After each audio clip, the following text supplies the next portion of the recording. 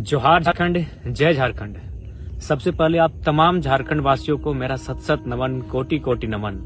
आपने इस युवा को इतना हिम्मत देने का काम किया, इतना प्यार, इतना समर्थन और इतना समर्पण आपको मिला कि आज पूरे राज्य में कहीं अगर कोई चर्चा का विषय है तो आपका लाडला बेटा, आपका छोटा भाई, आपका टाइगर जयराम महतो पूरे राज्य में चर्चा का विषय है। ये आपका प्यार है, ये आपका आशीर्वाद है। तो चलिए विषय को लंबा ना ले जाते हुए सीधा बात करते हैं। बहुत सारे सवाल आपके जहन में होंगे, बहुत सारे सवाल हमारे आलोचकों के जहन में होंगे, बहुत सारे सवाल गांव के चौपाल से उठ रहे होंगे। उन सवालों का मैं खुद से सवाल भी पूछूंगा और उन सवालों का उत्तर भी देने का काम करूंगा, क्योंकि मेरे पास मीडिया आज नहीं है। सबसे पहली बात, चलिए आपको शुभकामनाएं कि मेरा नॉमिनेशन एक्सेप्ट हुआ है। 4 पेपर मैंने भरा था, जिनमें 3 पेपर को सेलेक्ट किया गया है। एक र्यूमर आया कि नहीं, अंतिम पेपर को सेलेक्ट किया गया है और 3 पेपर रिजेक्ट हुए हैं, जो कि सत्य नहीं है। 3 पेपर सेलेक्ट हुए हैं, 1 पेपर रिजेक्ट हुआ है। अब रिजेक्ट क्यों हुआ है, थोड़ा सा कारण बता देते हैं कि बहुत सारे लोग कहने लगे कि पढ़े लिखे नौजवान और गलती कर रहे हैं। तो एक बात क्लियर आप जान लीजिए कि नॉमिनेशन फॉर्म वकील भरते हैं, और जो वकील रहे या कोई रहे, सबसे पहले उनका धन्यवाद। कुछ त्रुटियां हो जाती हैं, मानवीय भूल हो जाती हैं। तो समस्या ये थी जिस फॉर्म को रिजेक्ट किया गया कि उसमें हस्ताक्षर यानी नाम, वोटर आईडी का पार्ट नंबर, सीरियल नंबर किन्हीं और का था और हस्ताक्षर किन्हीं और का बाय मिस्टेक इसलिए हुआ था क्योंकि हमने लगभग 2-3 दिनों में 5 बार हम लोगों ने पेपर में केस के सिलसिले में रिजेक्ट किया था, काटकूट किया था, क्योंकि नया नया केस हमें मिलता जा रहा था और नया नया फॉर्म बनता जा रहा था और बार बार फिर प्रस्तावकों का साइन लेना पड़ता था। तो स्वाभाविक है, बार बार जब चीजें घटित होंगी तो कुछ त्रुटियां आ जाती है। तो खैर फिलहाल 3 पेपर सेलेक्ट है, 1 रिजेक्ट है, डज नॉट मैटर। 1 भी अगर सेलेक्ट होता है तो उसी से लोग चुनाव लड़ते हैं। अब बात करते हैं उस दिन हुआ क्या था। केस के बारे में सब जानना चाहता है, बहुत सारे लोग मेरी जुबान से जानना चाहते हैं कि सच्चाई आखिर है क्या। क्योंकि एक लोग जो विपक्ष में बैठे हैं, जो आलोचक वर्ग है हमारा, वो एक प्रोपेगेंडा फैला रहे हैं कि यदि जयराम बाबू को इस केस की जानकारी नहीं थी तो फिर उनका हस्ताक्षर केस के एफिडेविट में कैसे आया। तो सबसे पहले मैं आपको क्लियरली बताना चाहूंगा कि 29 तारीख को जिस दिन मेरा नॉमिनेशन पेपर खरीदा गया, मैं कहाँ था पूरा राज्य जानता है। मैं चतरा में श्रीमान दीपक गुप्ता जी के, जो हमारे दल से हैं, उनका नॉमिनेशन था। यानी मैं दिन भर चतरा में था। मेरा फॉर्म बोकारो में हमारे साथी खरीद रहे हैं और मैं कहाँ, चतरा में। अगला दिन मैं कहाँ था, हजारीबाग में। यानी फॉर्म जो भर रहे थे वो मेरे साथी भर रहे थे। 1 तारीख को मेरा नॉमिनेशन होना था और 2 दिन पहले ही हम लोगों ने फॉर्म लिया था। अब वहाँ डिटेल्स भरा जाना स्टार्ट हुआ। केस की जहां तक बात है, सबसे पहले हम लोगों ने 10 केस इंक्लूड किया था। यानी 29 तारीख शाम को 4 बजे जब फॉर्म भरना स्टार्ट हुआ तो हमारे साथी, हमारे वकील की टीम के माध्यम से 10 केसों की जानकारी दी गई। लेकिन जैसे ही 30 तारीख को सुबह हजारीबाग मुझे जाना था संजय दा के नॉमिनेशन में, उसी दरमियान मैं गया प्रज्ञा केंद्र। वहां हमारा साथी है, उनसे मिलने गए एक अकाउंट के सिलसिले में। तो हमारे चचा बैठे हुए थे बगल के पंचायत के। उन्होंने कहा, टाइगर याद है 2015 का केस, उसका क्या स्टेटस है? हम बोले चाचा ये तो केस हम भूल चुके थे। अच्छा कि आप याद दिला दिए, तो क्या स्टेटस है इस केस का, आप ही बताइए। बोला नहीं, उसका नोटिस हमको आया है 107 बन के कि हमको एक दिन उपस्थिति देना है कोर्ट में। तो बोले आपसे रिक्वेस्ट है इस केस के बारे में डिटेल दीजिए। फिर उन्होंने 2015 का केस, जो सड़क जाम का केस था, और उस केस में कोई एक्टिविटी नहीं है, 15-10 साल पुराना केस हो चुका है, लेकिन अभी तक कोई एक्टिविटी नहीं। तो फिर उस केस का डिटेल दिया गया। यानी फिर उस डिटेल को हम व्हाट्सएप के माध्यम से अपनी टीम को भेजे जो मेरा फॉर्म भर रहे थे कि ये केस को इंक्लूड कीजिए, एक नया केस फिर मिला है। यानी वो केस इंक्लूड किया गया। अब केस नंबर 11 हो चुका है। कब हुआ है? संजय दा के नॉमिनेशन में हम जा रहे हैं, यानी दिन के 11 बजे मेरा केस नंबर हो रहा है 11। नॉमिनेशन होता है संजय दा का। हम बिशुनगढ़ आते हैं। संजय दा को कोई भी चाहे तो संजय दा से फोन में बात कर सकते हैं। बिशुनगढ़ जैसे ही हम क्रॉस करते हैं, संजय दा का फोन आता है कि जयराम भाई, नगड़ी थाना की पुलिस आपको डिटेन करने के लिए आई है, आप नॉमिनेशन करेंगे और वे लोग डिटेन कर लेंगे, या फिर आपको नॉमिनेशन करने से पहले डिटेन करेंगे। तो हमने कहा, संजय दा, नगड़ी में मेरा कोई केस ही नहीं है। हम तो आश्चर्यचकित हो गए कि नगड़ी में मेरा कोई केस ही नहीं है। हाँ, मेरा एक केस है 23 मार्च 2023 को विधानसभा घेराव के दौरान है और वो जगन्नाथपुर थाना में है। यानी मेरा नगरी में कोई केस नहीं है, मैंने संजय देव कहा। उन्होंने कहा नहीं आप क्लियर कीजिए, क्योंकि मेरे एक साथी वहां रहते हैं, उन्होंने परफेक्ट सूचना दिया है। यानी नॉमिनेशन मेरा था 1 मई को और रात 8 से 9 बजे 30 अप्रैल को वरीय पुलिस के एक पदाधिकारी के माध्यम से उस केस की जानकारी मिली। फिर हम लोगों ने आनन फानन में ये जानने का प्रयास किया कि उस केस में धारा क्या है। तो फिर हमने अपने साथियों के माध्यम से जाना कि उसमें कितनी धाराएं हैं, तारीख क्या है, उस केस का संख्या क्या है। यानी रात को 10-11 बजे उस केस का सारा डिटेल्स मिलता है। नॉमिनेशन सुबह है और केस का डिटेल्स मेरे रात के 10-11 बजे। और हम लोग पहली बार, मुझे याद है 29 साल के कैरियर में, कि हम 1.5 घंटा फर्स्ट टाइम किसी रात को सोए हैं। 3 बजे सोए हैं, 4:30 बजे उठ गए हैं। यानी इतना रात भर हम लोग टेंशन में थे। यानी सुबह उठ के जो हम लोग का डॉक्यूमेंट तैयार हो चुका था, फिर उसको रिजेक्ट करते हैं, क्रॉस करते हैं। क्यों? क्योंकि फिर एक नए केस को ऐड करना था। यानी फ्रेश फिर बनता है। सुबह हम लोग नॉमिनेशन की तैयारी कर रहे हैं, सुबह हम लोग का काफिला सज रहा है, सुबह हमारी गाड़ियां सज रही हैं और हम लोग तैयारी कर रहे हैं नए पेपर भरे जाने की। अकबकी का इंतहा देखिए। फिर नए केस को ऐड किया जाता है और हम लोग नॉमिनेशन के लिए पहुंचते हैं। चूंकि यह केस 2 साल पुराना था। ये केस कब का है ये भी आपको बता दें।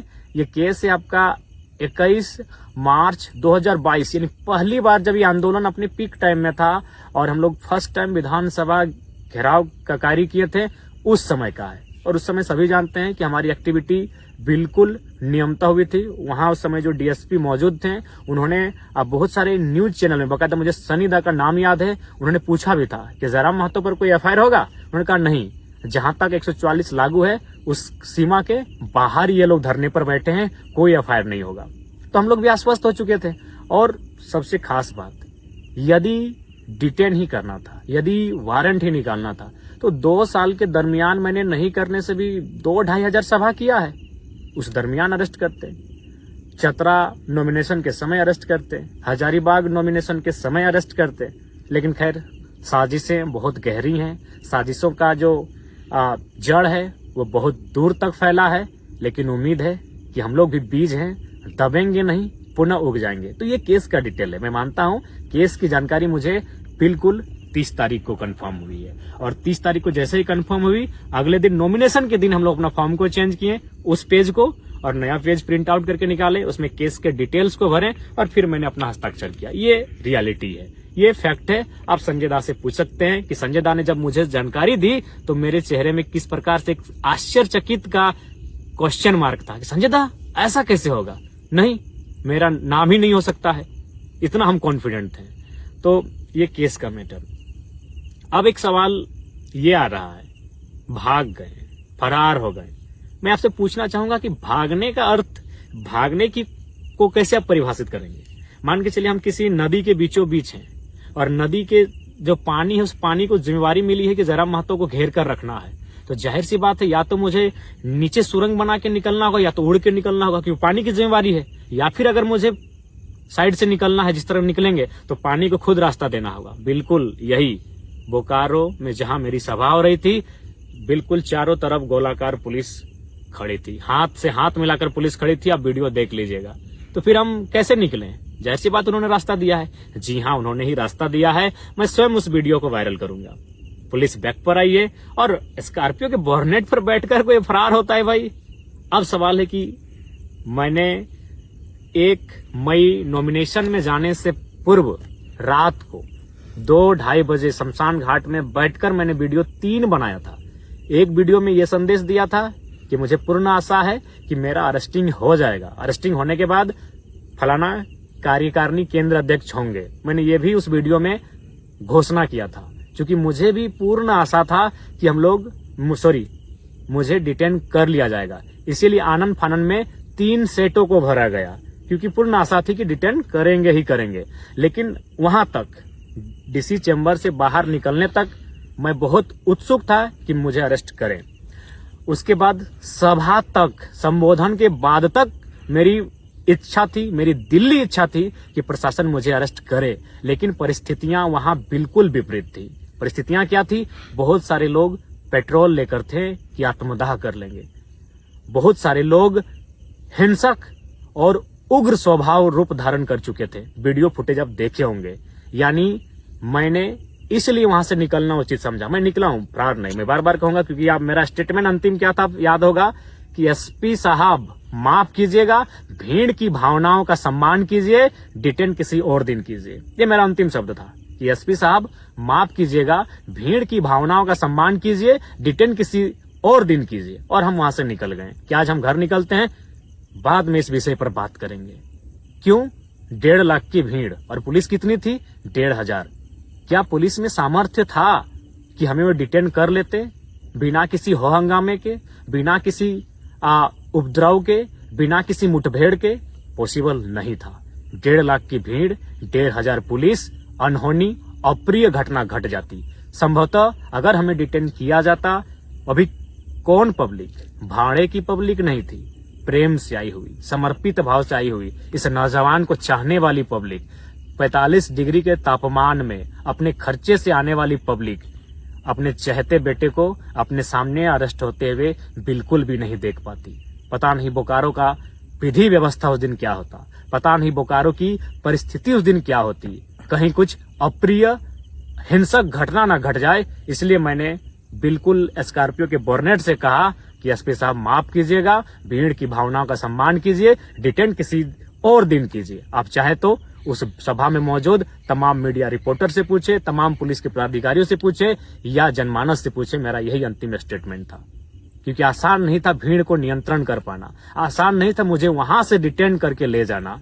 जो कि आप भी जानते हैं, आप हमें पसंद करें या ना करें, मैं ये अपने आलोचकों के लिए और विपक्ष के लिए कहना चाहूंगा, लेकिन ये आपको मानना होगा, आज लोगों के आशीर्वाद ने मुझे झारखंड का जन नेता बनाया है। आज 45 डिग्री के टेम्परेचर में लोग बिना अपना खर्च से गए थे, और आप एनडीए और यूपीए के प्रत्याशी कितने लोग अपनी मर्जी से गए थे और कितने लोग साधन जुटाने के बाद गए थे नामांकन रैली में, ये बताने की आवश्यकता नहीं है। गांव में चर्चा है कि टेम्पो में कई रुपया दिया गया था और बोलेरो वालों को कई रुपया दिया गया था और दिन भर रहने का कई रुपया दिया गया था। ये किसी से छुपा नहीं है। मैं कह रहा हूँ 10%, 15-20% गए होंगे उनके भी रैली में, जो उनके नजदीक के लोग हैं, जो उनके समर्थक हैं, लेकिन मैक्सिमम लोग भाड़े से लेकर गए थे, ये आपको मालूम है। तो ये बिल्कुल परिस्थितियां सामान्य नहीं थी कि हम वहां से डिटेन कर लिए जाते। मैंने यहां तक वीडियो आप किसी चैनल में देखिएगा कि डीएसपी साहब से हम कान में बात कर रहे हैं। ये कौन सा तरीका है कि भागने वाला आदमी डीएसपी से ऐसे कान में बात कर रहा हो?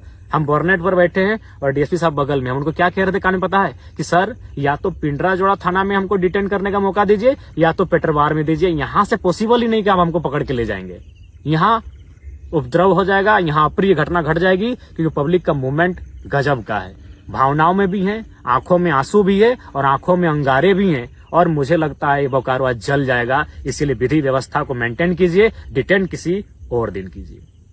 और बिल्कुल स्कॉर्पियो के बोर्नेट से मैं निकला हूँ। उसके बाद फिर मैं नीचे बैठा और निकलते रहा। और बिल्कुल पुलिस चारों तरफ थी भैया। भागना मतलब कि उड़ के जाते तो भागा मानते, नीचे सुरंग बना के जाते तो भागा मानते। चारों तरफ पुलिस है, वहां से हम कैसे पार होंगे? तो किसी ने हाथ छोड़ा होगा अपना, किसी ने रास्ता दिया होगा। हो सके हमारे चाहने वाले ऊपर पुलिस के लोग होंगे, संभावना है। तो हम तो उनके बीच से निकले हैं।